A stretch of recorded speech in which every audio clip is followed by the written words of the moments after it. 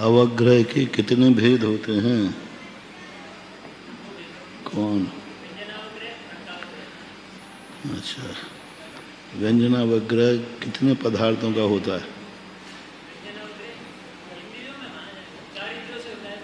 हाँ, पदार्थ कितने को होता है?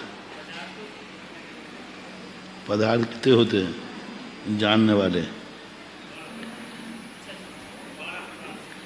हाँ, तो व्यंजनावग्रह कितने प्रकार का होगा?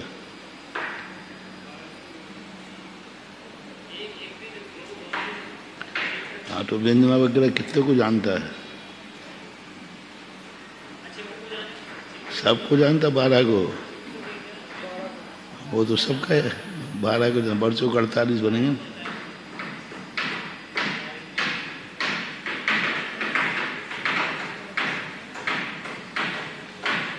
अचक्षु दर्शन किसे कहते हैं? अचक्षु दर्शन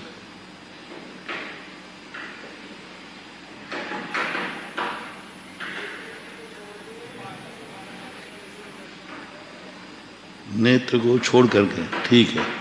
मन से कौन सा दर्शन होता है? मन से दर्शन होता है कि नहीं? मन से दर्शन नहीं होता है।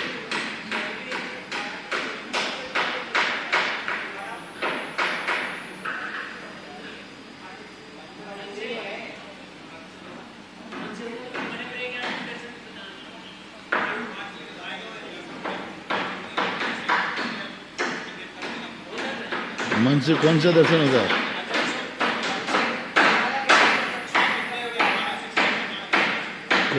मन से कौन सा दर्शन? दर्शन की बात पूछ रहा हूँ। हाँ, वैसे हो रहा ना। जब मन से ज्ञान होता है तो दर्शन तो हो गई होगा। जहाँ जहाँ ज्ञान है वहाँ वहाँ दर्शन जरूर है। मन भी पदार्थों को जानता है, कैसे भी जाने, ठीक है। पदार्थ को प्राप्तकारी नहीं है, लेकिन अपन आँख बंद करके किसी पदार्थ को नहीं जानते, क्या विशेषता को नहीं जानते? जानते हैं। दर्शन तो सबके साथ अचक्षु दर्शन होता है।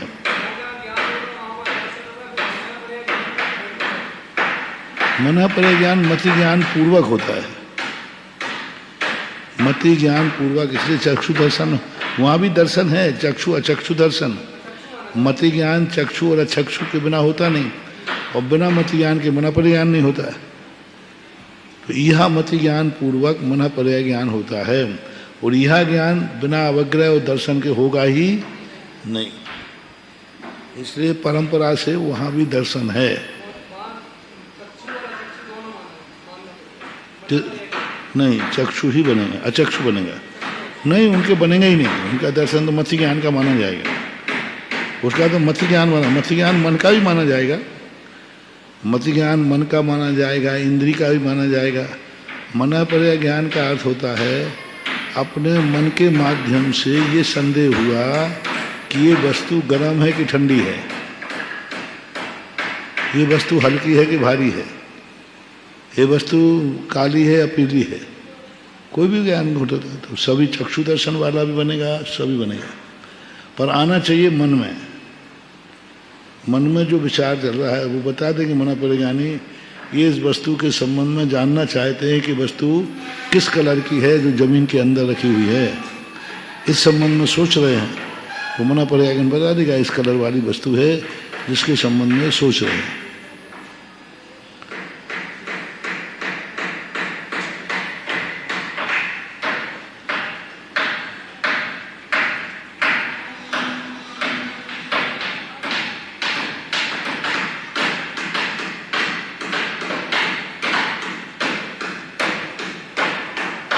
चारित्र किसे कहते हैं?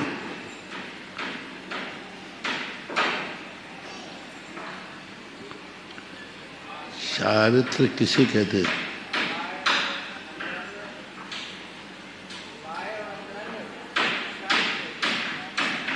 हाँ बोलो।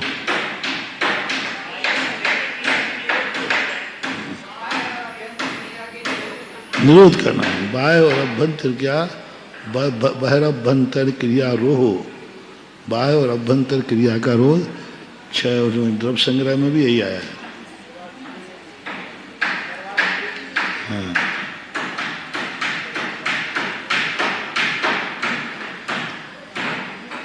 बाह्य क्रिया को कैसे रोकना?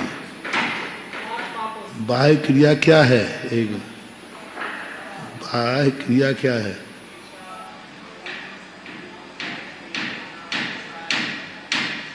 ये तो अभ्यंतर क्रिया नहीं है। तो अभ्यंतर क्रिया क्या है?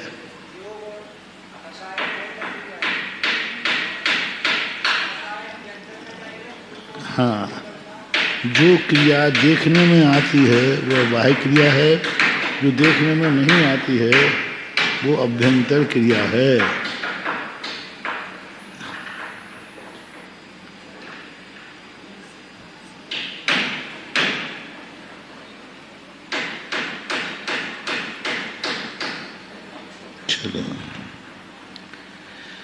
कसाय कहाँ हो गया था?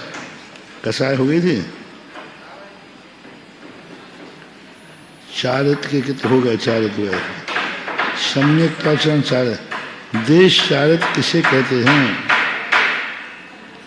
सम्यक आचरण चारित्र जो है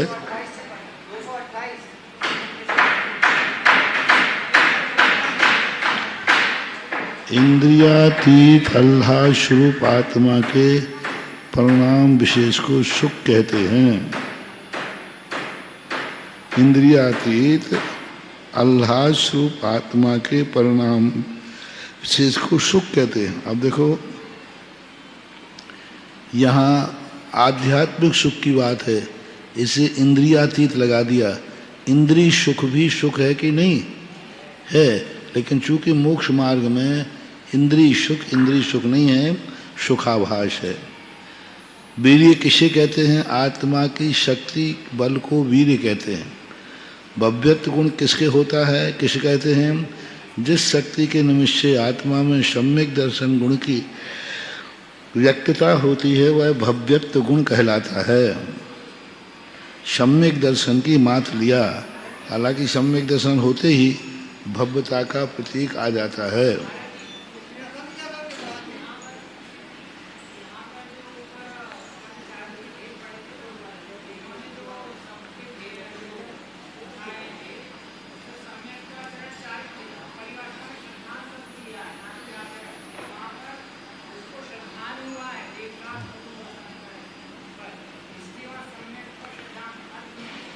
नहीं, परिभाषा तो शुद्धात्मानुभव के अविनाभावी श्रद्धान चारित्र विशेष को, पर ये बन नहीं रहा। अपने यहाँ श्रद्धान को चारित्र नहीं कहते।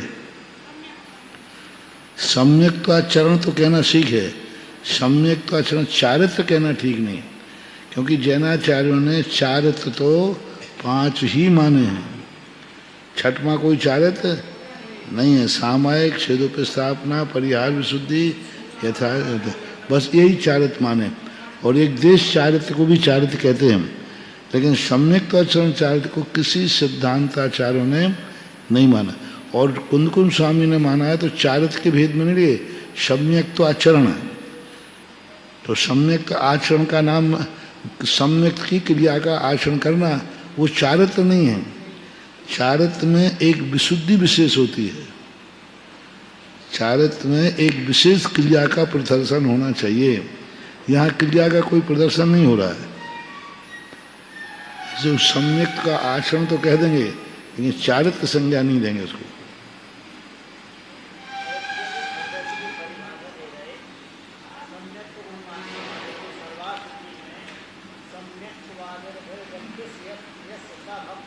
हाँ, तो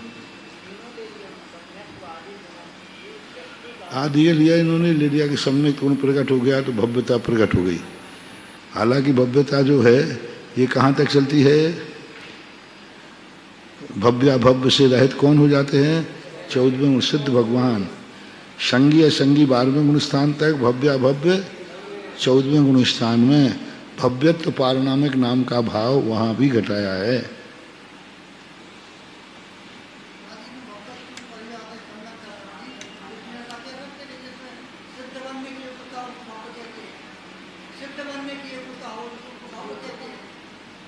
क्या बनने की? हाँ वही समय जिसमें सम्यक प्राप्त हो गया वो सिद्ध बनेंगे ही बनेगा, अपने आप बनेगा।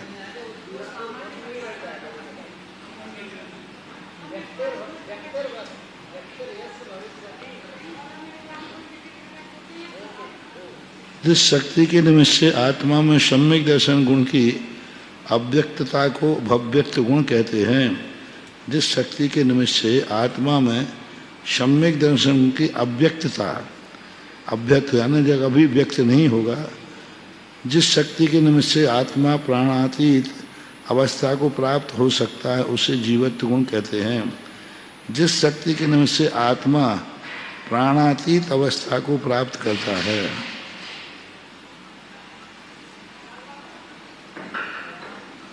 अब देखो कितनी परिभाषा गलत बनाई। आत्मा के प्राणातीत, और बल्कि जीवत क्या बनाई है? जो 10 प्राणों से जीता है, जी रहा है और जिएगा, वो जीवत्व परिणाम, जीव परिणाम के। अब उन्होंने कह दिया प्राणातीत अवस्था को जीवत्व कहते हैं।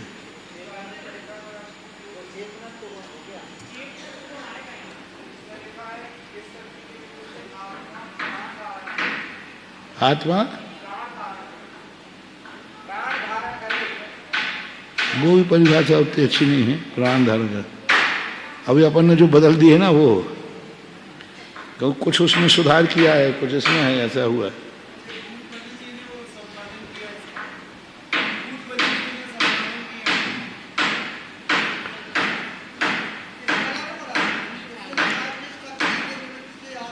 देखो पढ़ना तो पढ़ो, नहीं तो अपने तो इसलिए पढ़ा रहे कि तुम लोग थोड़ा सा परिभाषाएं सीख जाओ, बाकी इसको पढ़ाने से कोई मतलब नहीं है। ये जैन सिद्धांत प्रवेश का पढ़ाने से कोई मतलब नहीं है।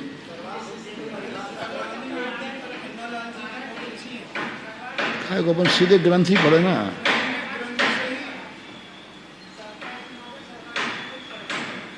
हाँ बस इसमें थोड़ा सा परिभाषाएं रट जाती हैं, क्या वो आ जाते हैं। चलो एक थोड़ी स्पीड से पढ़ ले रहे हैं। प्राण किसे कहते हैं? जिनके संयोग से यह जीव जीवन अवस्था को प्राप्त होता है, जीवन अवस्था को जो प्राप्त होता है प्राण कहते हैं, और वियोग से मरण अवस्था को प्राप्त होता है। ठीक है। प्राण के कितने भेद हैं? द्रव प्राण और द्रव प्राण के कितने भेद हैं? 10। मन, वचन, काय, स्पर्श इंद्रिय, रस इंद्रिय, प्राण इंद्रिय, चक्षु इंद्रिय और श्रोत इंद्रिय, स्वाद। 5 इंद्रियां, मन, वचन, काय, स्वाद और आयु, ये 10 प्राण कहते हैं। भाव प्राण किसके होते हैं? आत्मा की जिस शक्ति के निवारण किसे कहते हैं? तो जो आत्मा की जिस शक्ति के निमित्त से इंद्रियादिक अपने कार्य करने में प्रवृत्त होते उसे भाव प्राण कहते हैं। ठीक है, भाव प्राण है ना आत्मा की। हमारे यहाँ भाव प्राण का है लब्धि उपयोग भाव इंद्रियम, उपयोग का होना ही भाव मन है, भाव इंद्रिय है। किस जीव के कितने प्राण होते हैं? एक इंद्रिय जीव के 4 प्राण होते हैं। स्पर्शन इंद्रिय, काय बल, श्वास और आयु। 2 इंद्रिय के 6 प्राण होते हैं। स्पर्श इंद्रिय, काय बल, श्वास, आयु और रसना इंद्रिय। 3 इंद्रिय के 7, 4 इंद्रिय के 8, एक इंद्रिय बढ़ाते जाओ। और 7 एक चक्षु इंद्रिय, पंच इंद्रिय के 9 असंगी के, और संगी पंच इंद्रिय के 10। एक इंद्रिय के 4 के बाद फिर एक प्राण बढ़ाना है बस।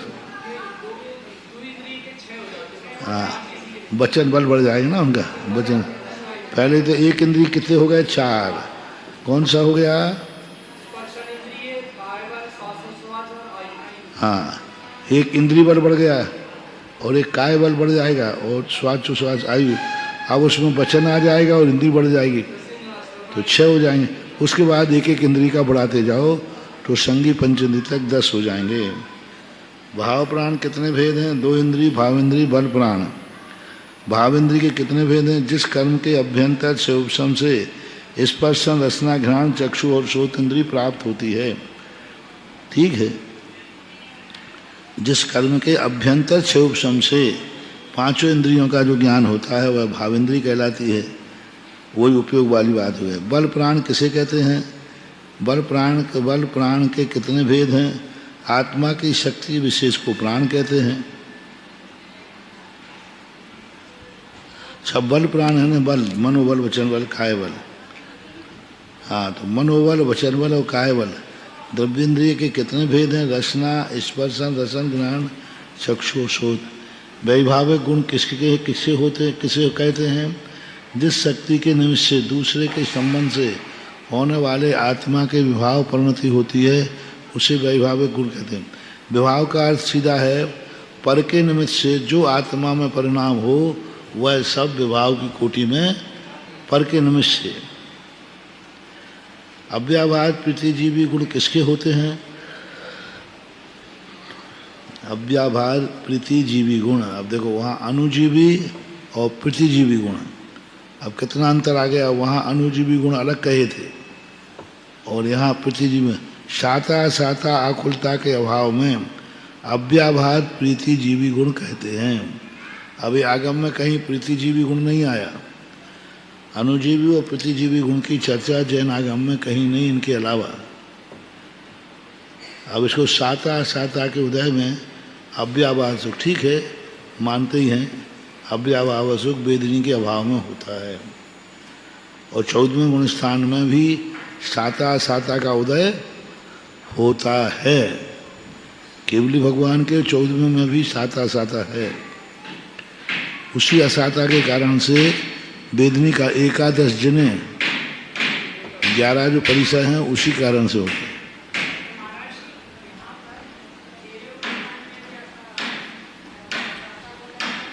है। केवली हाँ, वो उदय मात्र है, उदीर्णा नहीं है। उदय मात्र से भूख आदि की बाधा नहीं होती। उदय मात्र वो भी बहुत कम उदय है, क्योंकि वर्तमान साता का इतना प्रभाव है कि वो उसी में समाहित होकर चला जाता है।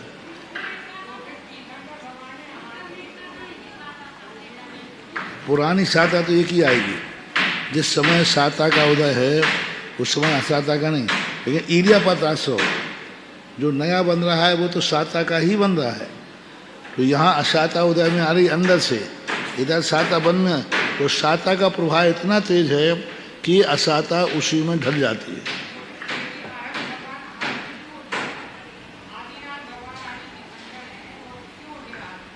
तो वे अरहंत थोड़ी थे, वो तो मुनि थे। वे मुनि महाराज थे ना। तो मुनि महाराज तो छठे साधन में थे। तो छठे साधन तो वे भी अपनी जैसे थे। ठीक है, उनको भूख, छठे साथ में तो उनको भी भूख लगती थी, पर वे सहन कर लेते, अपन सहन नहीं कर पाते।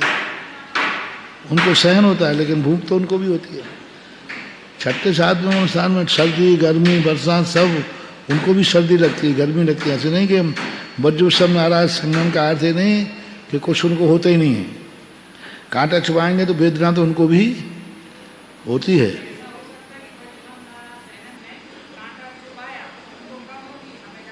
नहीं, सहन शक्ति कम है, वेदना तो उतनी है।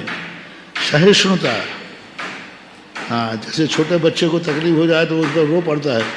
बड़ा व्यक्ति थोड़ा रोएगा नहीं, तकलीफ तो उसको हो रहा है।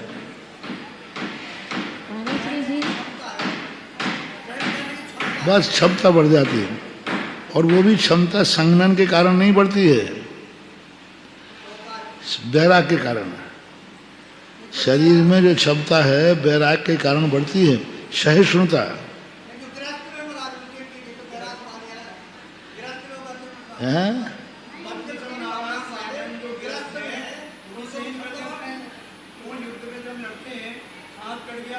तो लड़ते थे तो वो सब उनकी अंदर का बल है।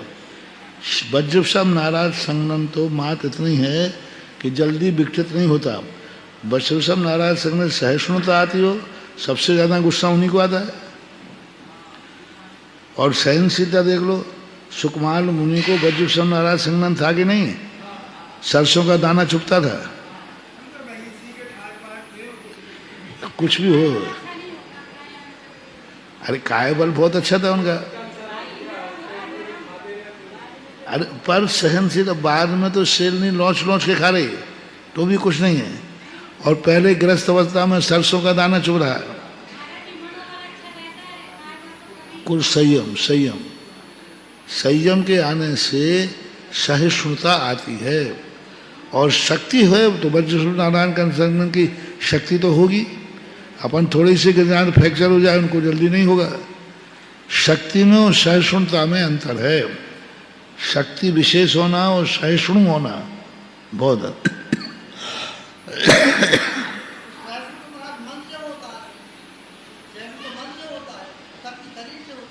हाँ, तो सहिष्णुता जो उनमें, वो ही सरसों का दाना चुभे और बाद में शेर नहीं खावे तो भी उनको पता नहीं चल रहा है, ध्यान में लीन है। इतने उपसर्ग में भी मोक्ष नहीं हुआ, केवल यहाँ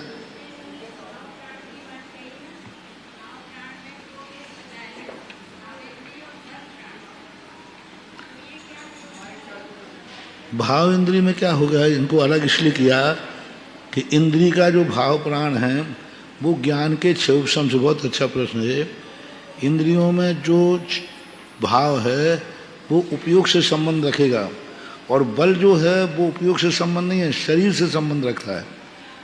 शरीर नाम कर्म के और वचन नाम कर्म के और मन नाम कर्म के, इनके उदय से जो बल है, शरीर का जो बल है, कितने तेजी से तुम बोल सकते हो। बल का अर्थ है वह है बल की शक्ति, वचन बल। अब किसी की आवाज ही नहीं निकल रही है, बोलते ही नहीं बन रहा है, वचन बल क्षीण हो गया। और किसी के शरीर की शक्ति बहुत तेज है, तो ये उद्गल से संबंध रख रहा है, और वो भाव उपयोग से संबंध रख रहा है। इसलिए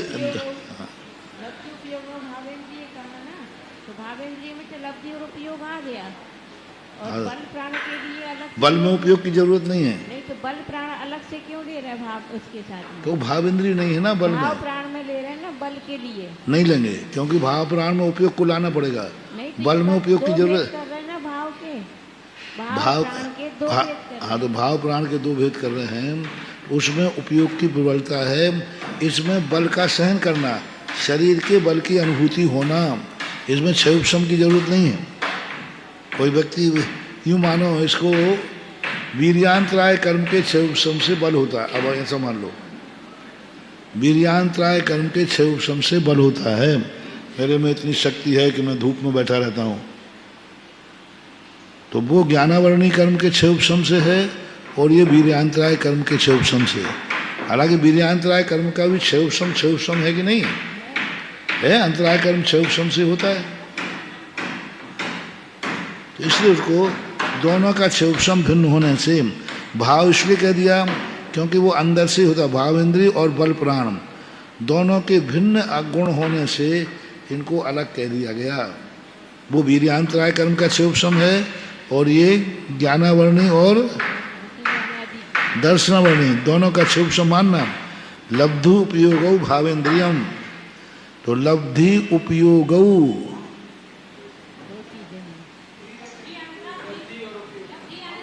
लब्धि उपयोग, कौन सा वचन लिया? हाँ, तो दर्शनोपयोग में भी आएगा वो भाव इंद्रिय, क्योंकि कोई भी इंद्रिय बिना दर्शनोपयोग के काम करती ही नहीं है। इसे दर्शनोपयोग भी आएगा, ज्ञान भी आएगा।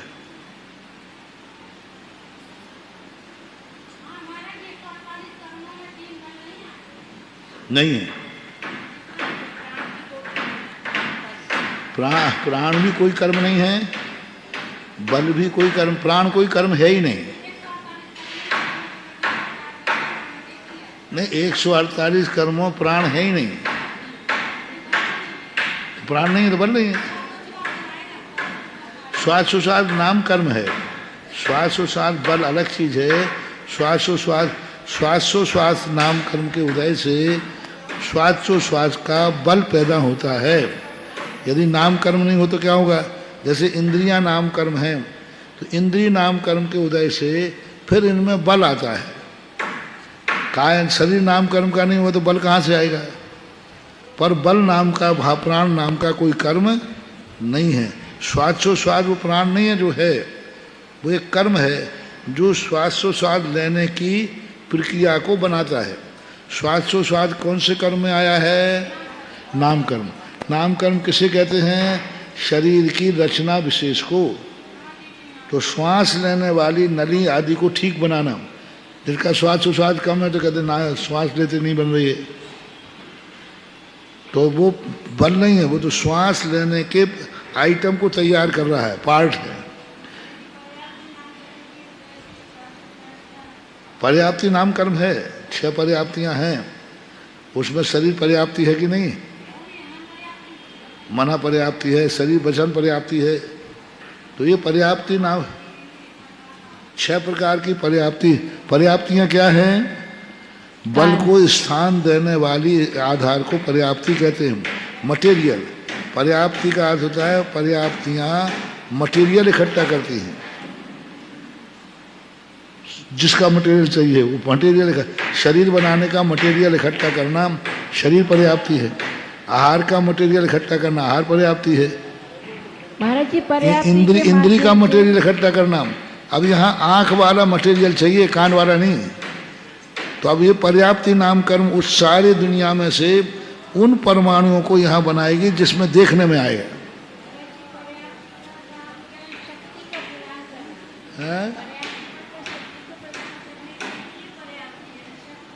मटेरियल, पर्याप्ति का अर्थ होता है मटेरियल इकट्ठा करना। पर्याप्ति कारण है और प्राण कार्य है। पर्याप्तियां कारण हैं, प्राण कार्य है। क्योंकि ये प्रश्न हम जिंदगी में कभी भूल नहीं सकते, कभी नहीं भूले, क्योंकि इसमें हमें 3 लोग का दिन में तारे दिखे थे इस प्रश्न के जवाब में। बहुत कैसे महाराज श्री जी तारे दिखे थे? सन 1983 घटना है। आचार्य ने कहा कि तुम लोग पढ़ोगे, हम सुनेंगे, टीका समझाओ तुम हमें। द्रव्य संग्रह की टीका, आचार्य पता नहीं क्या मन में भाव आया, बोले अब मैं तो पढ़ा के बहुत पढ़ा दिया, अब तुम हमें पढ़ाओ और तो तुम लोग टीका से लगाओ। सबसे पहले सरल है द्रव्य संग्रह की टीका, तो द्रव्य संग्रह की टीका लगाओ। तो हम लोगों ने कहा नहीं हम लोग लगा लेंगे। उन्होंने कहा द्रव्य संग्रह, तो हम लोग आगे हम लोग लगा लेंगे आपसे। नहीं मैं बैठूंगा। हम लोगों ने को कहने मिल गया आप मत बैठो, हम लोग लगा लेंगे, पूरे लगाएंगे जितने घंटे का। बोले नहीं बैठूंगा तो मैं सुनूंगा मैं। और बोले कमरे में नहीं होगा, सार्वजनिक होगा। तो इसलिए की बात है। तो ऊपर बैठते थे, सो नीचे आ गए, यही टाइम पे लगती चलती थी। तो उस दिन काकताली न्याय से हमारे नंबर पड़ गया और वही पर्याप्ति का प्रसंग चल रहा था। शिखर जी से सारे पंडित लौटे उसी दिन। दरबार लाल कोठिया, कैलाश संजीव, फूल स्वता कोई आदिवासी गोष्ठी थी वहाँ पे, कहीं सुपाल सुमती माता जी थी ना, वो उड़ गए। तो बस सब वो आ गए। तो खुशाल चंद गोरा वाले, दरबार लाल कोठिया, ये सारे करीब 8-10 पंडित आ गए। और वो आगे सब सामने और बैठ गए। अब जानते तो थे सबको, भाषणाएं तो हुई थी। अब तो मैं उस समय एलक था, एलक अवस्था की बात है। एलक महाराज जी मैं कुछ पूछ सकता हूँ क्या? खुशाल चंद बोले। तो हमने आचार्य जी तरफ से आचार्य जी मना कर दे कि नहीं पूछना। तो हमने आचार्य जी कहा कि हाँ पूछिए, भाषण इसलिए पूछिए।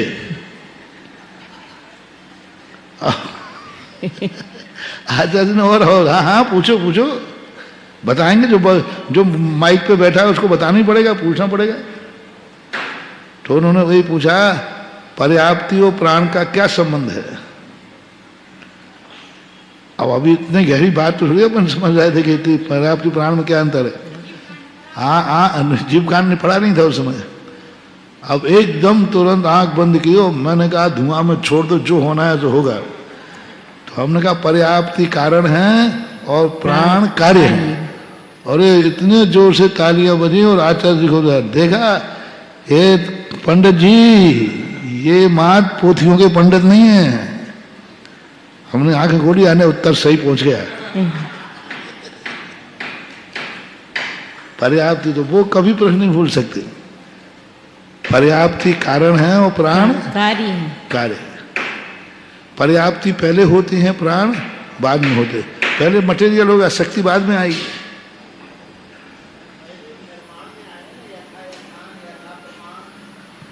ये सब पर्याप्तियां हैं। निर्माण नाम कर्म वो सब पुद्गल का वर्णन है। ये बल जो है पौद्गलिक नहीं है, पुद्गल की शक्ति है। आयु अलग है, आयु बल अलग है। ये सब पर्याप्तियां हैं, नाम कर्म है। आयु अलग है, आयु बल अलग है। आयु अलग है, आयु प्राण अलग है। आयु बल की कमी होने से बुढ़ापा आता है। आयु बल कैसे कम होता है? आयु कर्म में भी कई लोग पूछते महाराज जी बुढ़ापा कौन से कर्म से आता है? जवानी कौन से कर्म के उदय से आती है? बालपना कौन से कर्म के उदय से रहता है? कोई कर्म नहीं है बाल नाम का, कोई जवान नाम का कर्म नहीं, और बूढ़े नाम का भी कोई कर्म नहीं। ये किस कर्म के उदय से आते हैं? आयु कर्म के। आयु कर्म की शक्ति छीन हो जाती है, अनुभाग अंत में उसका बल कम हो जाता है आयु कर्म का। तो व्यक्ति के अंदर शरीर बना है लेकिन शक्ति कम हो रही। जवानी में आयु कर्म का जो बल बढ़ता है उदीर्णा को प्राप्त होता है, क्योंकि सबसे ज्यादा व्यक्ति की उदीर्णा जवानी में करता है। बाल अवस्था में उदीर्णा कम होती है, क्योंकि वो टेंशन मुक्त होता है। रोता जरूर है लेकिन रोता टेंशन पूर्वक नहीं रोता, वो तो नाटक करता है। इसलिए तो बल आयु अलग है, बल अलग है। स्वाद नाम कर्म अलग है, स्वाद प्राण अलग है। इंद्रिय अलग है, इंद्रिय बल अलग है। इंद्रिय पर्याप्ति है, मटेरियल। सीधी बात आप तो ये समझो, मटेरियल इकट्ठा करने का नाम पर्याप्ति है। अब कौन सा मटेरियल चाहिए? आंख का कौन से परमाणु हैं जिन परमाणु में देखने की क्षमता आएगी, यहाँ वो ही करेगा। कौन से परमाणु हैं जिनमें सुनने की योग्यता है? पुद्गल के भी अलग अलग स्वभाव हैं कि नहीं? अलग अलग। कि सबका एक सा स्वभाव है? नहीं, अलग अलग स्वभाव है। कुछ परमाणु ऐसे जो कांच बनते हैं, कुछ पुद्गल परमाणु ऐसे जिससे कांच नहीं बनेगा। कुछ परमाणु है जिससे डायमंड बनता है, किसी से सैंडस्टोन बन रहा है, किसी से मार्बल बन रहा है। पुद्गल के भेद हैं कि नहीं? ऐसा तो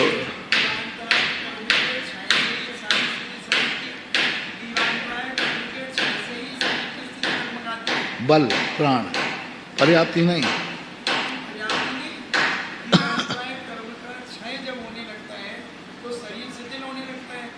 क्षय नहीं, क्षय तो अच्छा है, आवरण। वीर्यांतराय कर्म के उदय से बल, वीर्यांतराय एक गुण है, उसका फल किस में देखा जाए? क्योंकि संसार अवस्था में गुणों का फल कर्म के अधीन है।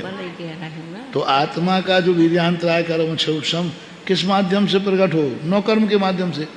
और नौ कर्म क्या है? इंद्रियां, पर्याप्तियां, उनके माध्यम से। तो ये क्षुषम बनता है। वीर्यांतराय कर्म और नाम कर्म में अंतर है। बल वीर्यांतराय कर्म के क्षुषम से होते हैं और पर्याप्तियां नाम कर्म के उदय से होती हैं।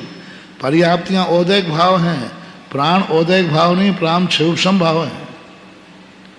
कितना अंतर है? पर्याप्तियां औदैक भाव है, कर्म के उदय से ही होते हैं, और प्राण औदैक भाव नहीं है। वीर्यांतराय कर्म की शक्ति विशेष को जो पर्याप्तियों में हो, पर्याप्तियों में जो शक्ति आती है, जैसे देखने की शक्ति आई तो आएगी इसमें, लेकिन वीर्यांतराय कर्म के क्षयोपशम से। सर्वासिद्धि आदि में बार बार वीर्यांतराय कर्म का क्षयोपशम, औदारिक नाम कर्म का उदय से क्षयोपशम अवस्था बनाई है उन्होंने।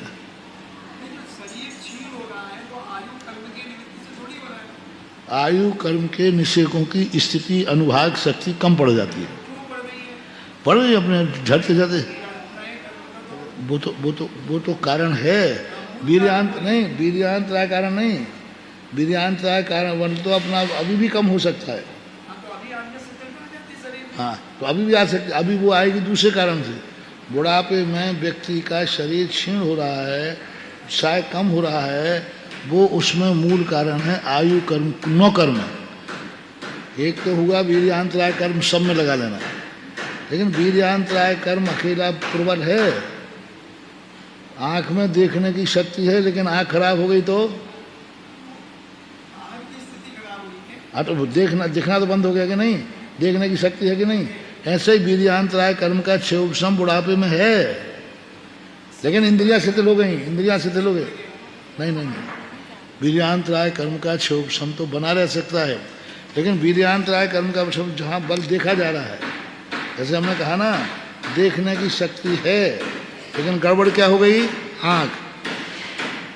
बुढ़ापे में क्या दर्शनावर्णी कर्म का क्षयोपशम घट जाता है?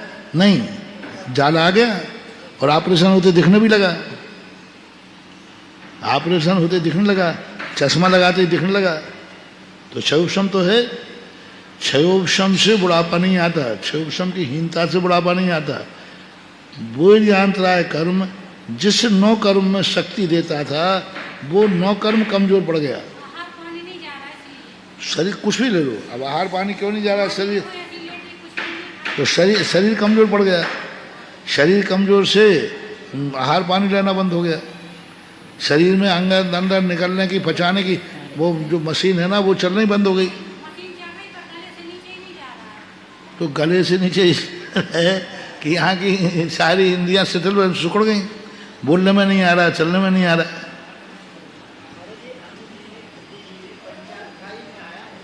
तो आया होगा तुम्हारे पंडितों में, आया ना।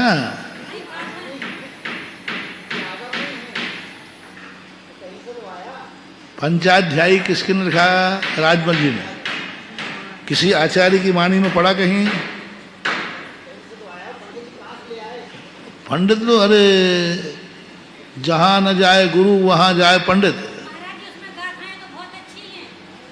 पंचाध्यायी है, सारी दुनिया के तो प्रिय ग्रंथ है वो ऐसे ही ग्रंथ है जैसे जैन सिद्धांत प्रवेश का अपन को एक संग्रहित ग्रंथ रखना ना, सरल, लेकिन गलतियां कितनी हैं। पंचाध्यायी एक सरल ग्रंथ है प्रारंभिक लोगों को पढ़ने वाले, लेकिन गलतियां कितनी हैं? बहुत ज़्यादा।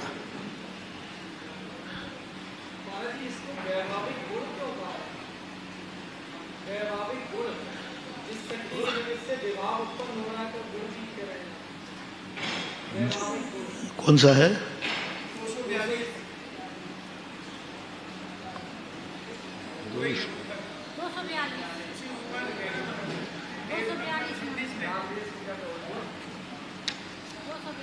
वैभाविक गुण किसे कहते हैं?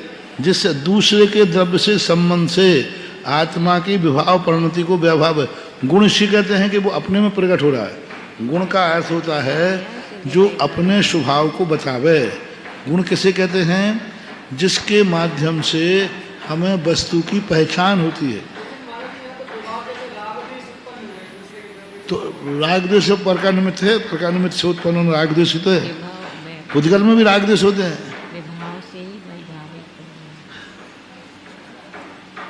अब उसको राग द्वेष नहीं कहते, उसको विभाव परिणाम कहते हैं, अशुद्ध परिणाम कह देते हैं। उद्गल जीव के निमित्त से उद्गल का भी वैभाविक परिणमन होता है। वैभाग कहते हैं जो दूसरे के निमित्त से वस्तु में जो परिणमन होता है वह विभाव गुण कहलाता है।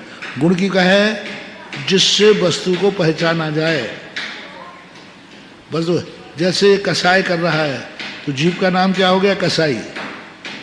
अब वो कसाई गुण हो गया,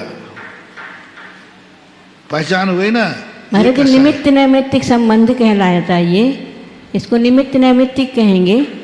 निमित्त नैमित्तिक में थोड़ा सा अंतर ले लो कि एक होता है विभाव परिणमन, क्योंकि शब्दों में भी पर्याय नैमित्तिक ही होती है, काल द्रव्य आदि का परिणमन कर रहा है। एक होता है विभाव परिणमन करने में कारण, जो दूसरों के निमित्त से परिणमन करता है, और एक परिणमन करता है सो दूसरे का निमित्त मिलता है। तो वही नैमित्तिक होगी ना, दूसरे के निमित्त से जो परिणमन हो रहा वही तो नैमित्तिक हो गया। निमित्त से जो परिणमन हो उसको निमित्त कह लो, कोई बात नहीं। परिणमन करे सो निमित्त मिले, उसको निमित्तिक नहीं कहना है। हाँ, जब तक दो हेतु नहीं बनेंगे कार्य नहीं होगा। लेकिन हेतु के दो कारण, हेतु कार्य करा रहा है या हम कार्य कर रहे हैं सो हेतु मिल रहा है। सिद्ध भगवान स्वयं परिणमन कर रहे हैं तो काल द्रव्य उसमें सहयोगी, और अपन स्वयं परिणमन नहीं कर रहे हैं, हमें निमित्त परिणमन करा रहा है। निमित्त हमें कैसे, दुश्मन का निमित्त मिल गया, हमें क्रोध आ गया, निमित्त पा करके परिणाम हुए, उनके परिणाम हुए सो निमित्त मिला। ज्ञानी व्यक्ति के परिणाम होते हैं वैसा निमित्त मिल जाता है, और अज्ञानी निमित्त मिलने पर अपने वैसे परिणाम कर लेता है। चलो।